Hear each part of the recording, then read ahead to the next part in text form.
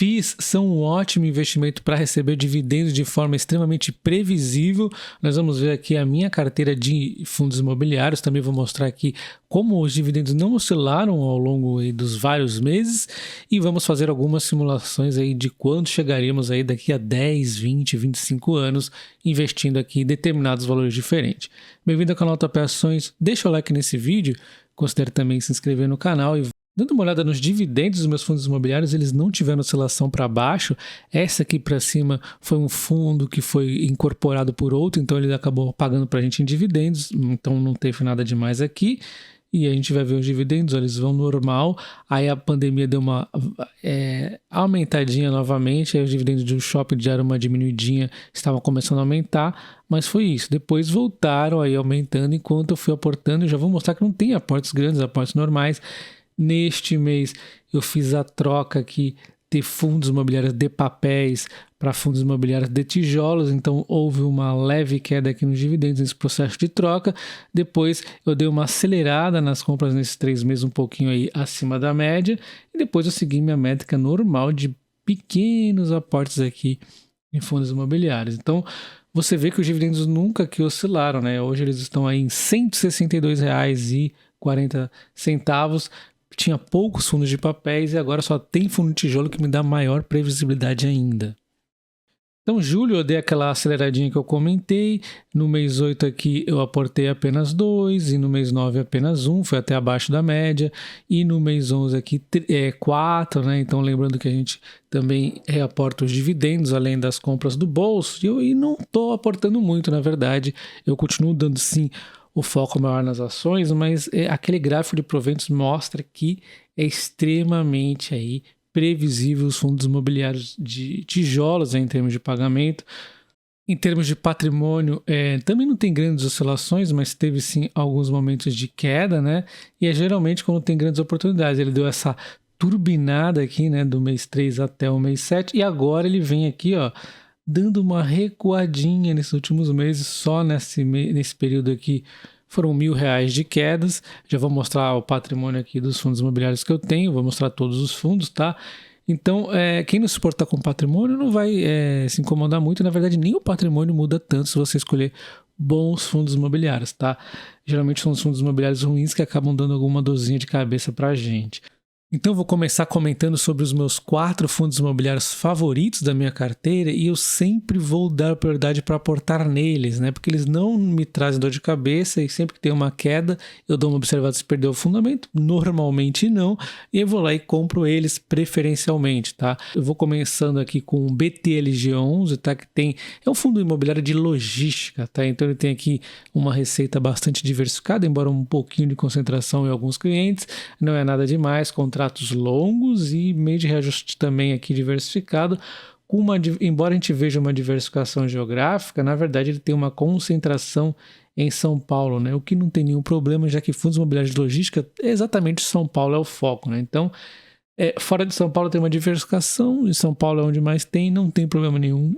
Falando algumas questões aqui de contrato, nós temos 50% atípico e 50% atípico. O atípico, quando o cliente sai, ele tem que pagar uma multa. A gente vê aqui, ó, multa de 50% saldo remanescente, 3 a 18 meses de aluguéis. Então, tem aqui uma proteção significativa, né? Ele não está muito alavancado também, como ele pode nos mostrar aqui nesse gráfico. Então, ele tem aquela questão do last mile, né? Ou seja, ele gosta de ter imóveis próximo do centro aí, né? Onde realmente está precisando entregar. A gente está vendo a Magazine Luiza e as outras varejistas aí sempre concorrendo aí em termos de entrega mais rápida. Então, last mile é uma estratégia interessantíssima. A maioria deles está no primeiro range aqui de distância, tá? Então, a gente vê aqui, ó, 45% em 30 km de distância, tem 60 km 17, assim vai indo, poucos aí um pouco mais longe, né? E quando a gente fala do valor patrimonial do fundo, a gente espera que no longo prazo os imóveis sejam aí atualizados pela inflação, seu valor, né? Mas é lógico que as gestoras elas fazem movimentações, às vezes elas podem até acabar atrapalhando esse tipo de valorização no fundo. Embora eu goste da BTG, no último tempo aqui ela está meio que lateralizando, né? Mas assim, não tem grandes problemas não, porque na verdade no longo prazo a gente está vendo uma valorização e a gente espera que os imóveis valorizem conforme a inflação no longo prazo e não no curto, tá? Então a gente tem que ver no longo sempre. De qualquer forma, vamos ficar atentos. Se isso aqui continuar lateralizando muito, pode indicar que o fundo está fazendo alguma besteira. Mas o mais importante, que é os dividendos, a gente vê que ele está bem ok, né? Então, na verdade, o foco nosso é os dividendos. Quanto os dividendos estiver aqui crescendo, o valor patrimonial é um índice que a gente tem que olhar de forma secundária, mas de qualquer forma não vamos esquecê-lo, tá? Então, os dividendos vêm crescendo aqui, atualizando-se com a inflação, tranquilo nessa questão. E agora a gente vai ver o HGRU11, que é um fundo imobiliário aí mais diversificado. Ele tem a questão das lojas varejistas, lojas de rua, né? Nós temos aqui também fundos imóveis educacionais, né? E aí a gente vê o valor patrimonial crescendo, né? E desde aqui do fim de 2020, aí não dá nem para falar que está estabilizado, que faz muito pouco tempo, né? Então ele está sim crescendo, tá? Então, é um fundo imobiliário da Credit Suisse e eles vêm fazendo um trabalho fantástico. A gente sabe que tem aquele probleminha lá com o banco.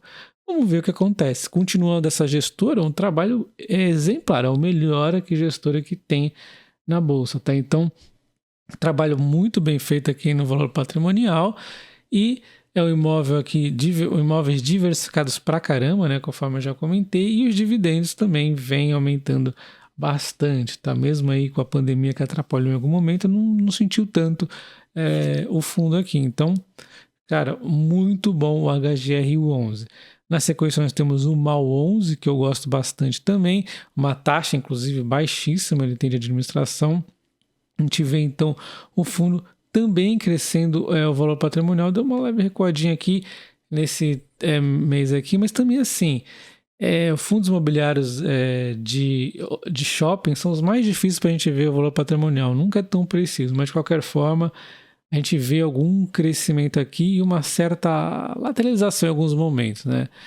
Na sequência nós temos aqui então os dividendos, que a gente sabe, né, vinha muito bem e tal, e aí vem aquela porrada aí da pandemia, recuperação, porrada de novo, recuperação e continuou a recuperação, tá muito bom aqui o MAL11, tá? E aí nós vamos dar sequência o HGLG11, que aí mostra o trabalho exemplar novamente aqui, né? Assim, não tem nem o que dizer, olha só essa performance aqui do valor patrimonial, né? Então se ele continuar com essa performance dessa forma, ele vai se comportar como se fosse uma ação, né? Porque não é só os dividendos que vão aí que está crescendo acompanhando a inflação, como eles vão superar a inflação e o valor patrimonial também, porque é um bom trabalho sendo feito pelo HGLG11. A gente pode ver aqui em termos de dividendos, os dividendos seguem crescendo e crescendo legalzinho, com umas porradas ainda adicionais, que são essas compras e vendas que eles fazem sempre de modo muito lucrativo. Então, o HGLG11 acaba sendo aí o melhor fundo imobiliário da Bolsa aí, até o momento nesse histórico que os fundos imobiliários têm, né? Então, a gente vê aqui em termos de PVP, olha só, o HGLG11 está sendo cobrado com um ágio, né, de 11%, mas porque ele é muito bom, né, mas ele tem esse ágio, é significativo, não podemos ignorar. O BTLG11 está 0,99, que traz ele um preço interessante, né, abaixo do valor patrimonial. O MAL11 0,97, mas de repente pode ser menos, a gente não tem muita certeza, fundo de shopping é bem difícil, mas de qualquer forma está abaixo, e o HGRU11 está 1% acima, então tá, vamos dizer assim, em linha, né? Os fundos imobiliários estão com essa queda recente, começando a ficar interessante de novo, o caso aqui dos tijolos, mas é lógico, pode cair mais. E isso vai depender muito aí da taxa Selic, hoje ela está em 3,75 e até o fim do mês passado existe a expectativa de que em 2023 ele caia para 11,25. Então o mercado costuma trabalhar sobre essas métricas. Com essa PEC da transição e tudo mais, aí, inflação em risco, será que vai diminuir para 11,25?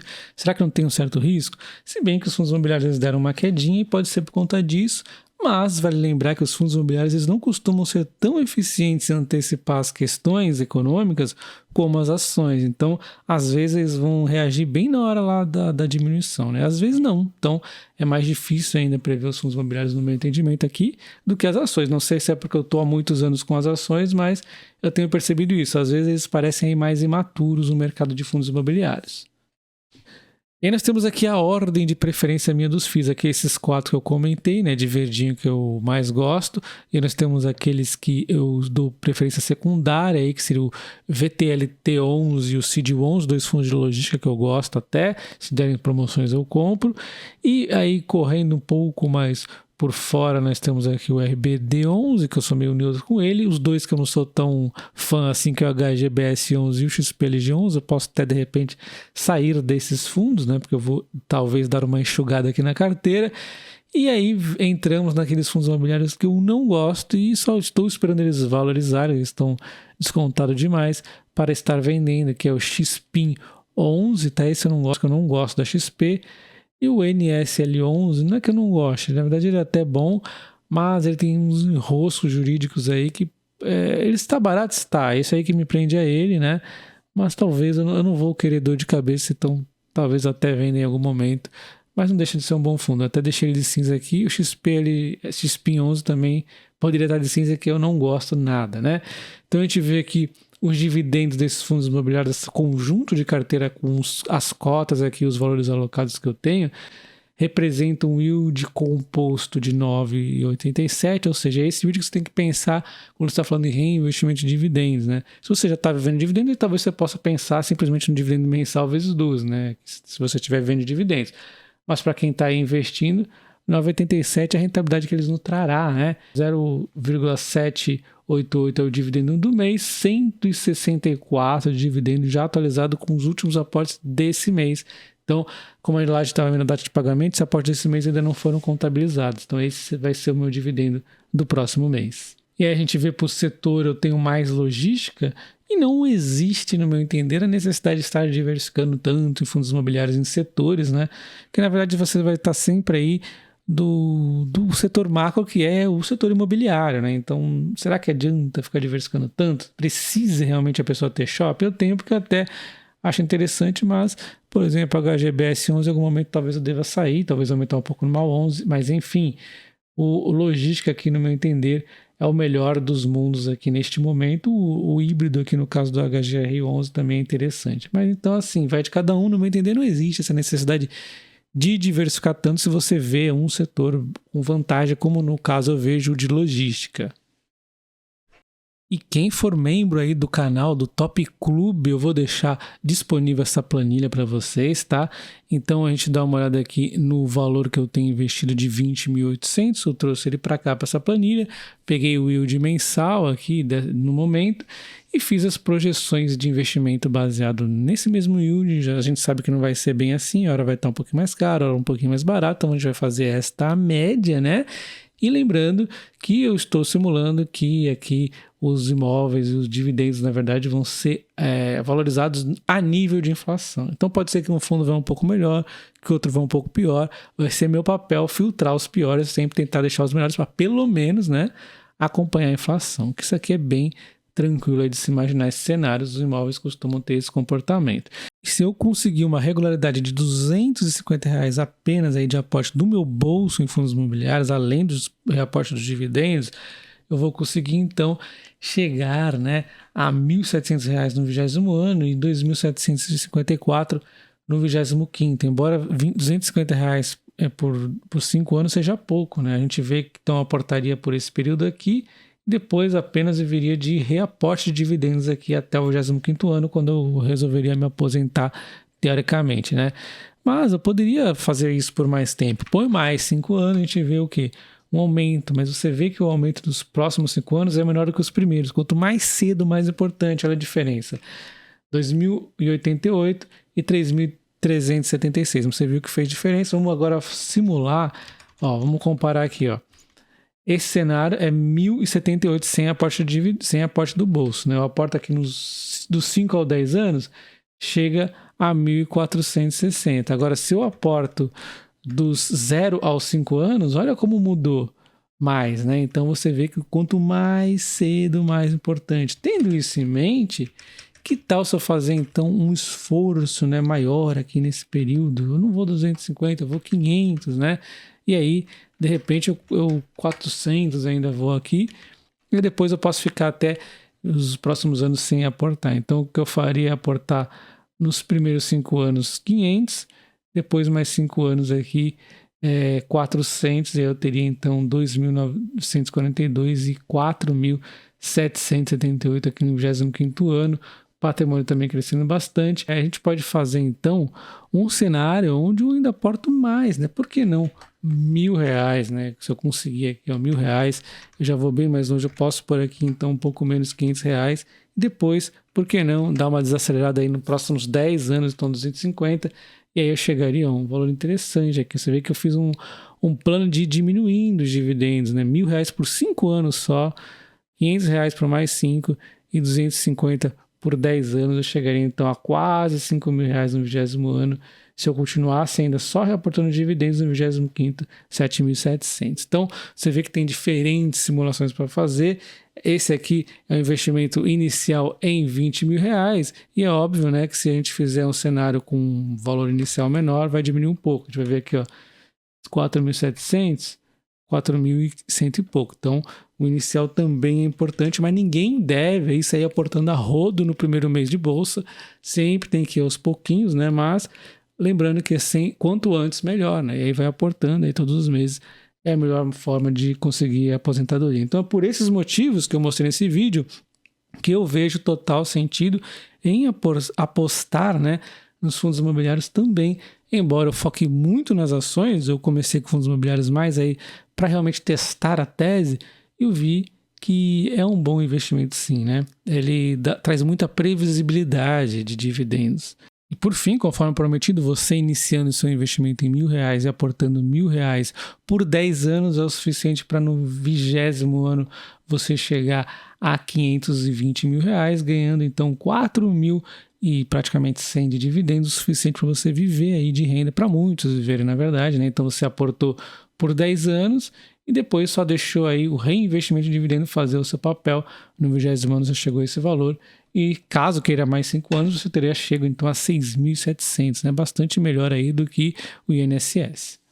E importantíssimo, você não pode fazer esse tipo de simulação com fundos imobiliários de papel, porque fundos imobiliários de papel eles te entregam a inflação.